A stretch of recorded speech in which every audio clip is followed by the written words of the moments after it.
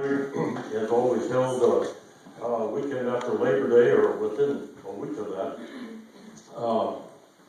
We decided to have it now. To give you a little brief history on Mystic Theater, a gentleman by the name of Guy W. Johnson, who just happened to be my uncle, married to my mom's older sister, was a resident of Orleans, Nebraska.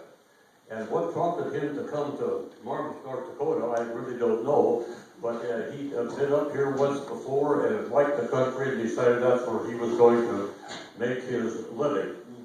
So he departed Orleans, Nebraska, which is about 500 miles away. It might be a little farther than that.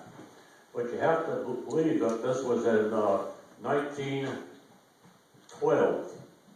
He made the arrangements for financing in 1913, started the construction of this building, and opened it on April 24th of 1914. He came up here, he told me, with a 1908 two-cylinder Maxwell car that he bought for $80. And it took him 2 weeks to get from Orleans, Nebraska to Marmarth. And he told me later, he said, you know, I could have walked it in a week, but it took me 2 with that dang car. He had to overhaul it, fix tires, and push it up the hills, and do all kinds of things. And there was pieces of it still out on Beaver Creek, where his ranch was at.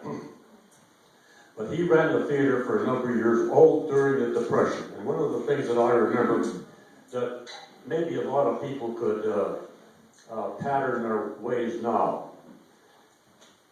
In the Depression, everybody had 15 cents in their pocket.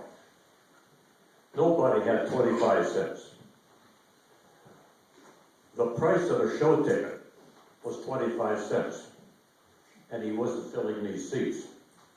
So what does he do? He backs it off to 15 cents, and he filled the theater, and he made money. So I wonder if that wouldn't scrape off with some people now.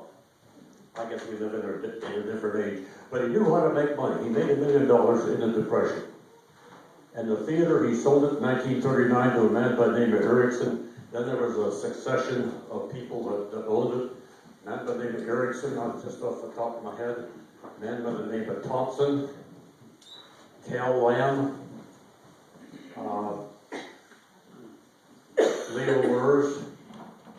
And Leo didn't want to let the building go for taxes. He kept the taxes up until 1975 and gave the building 100% to the Historic Society.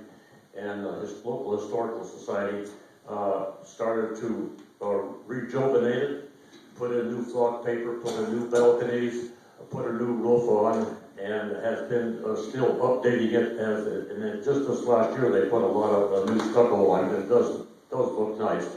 So in 1977, it's on the National Register of Historical Places because it's the only theater in the state of North Dakota that is still a vaudeville silent picture, motion picture theater. The rest of them have been, the floors have been flattened. This has a slight slant to it. It's basically just like it was. So welcome to the Mystic Theater.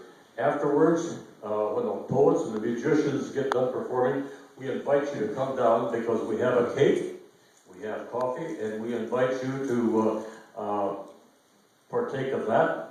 And also the musicians and the poets have tapes for sale. Come down and mingle with them and have refreshments and ask any questions that you see pertinent. Okay, with that, we're going to get right into the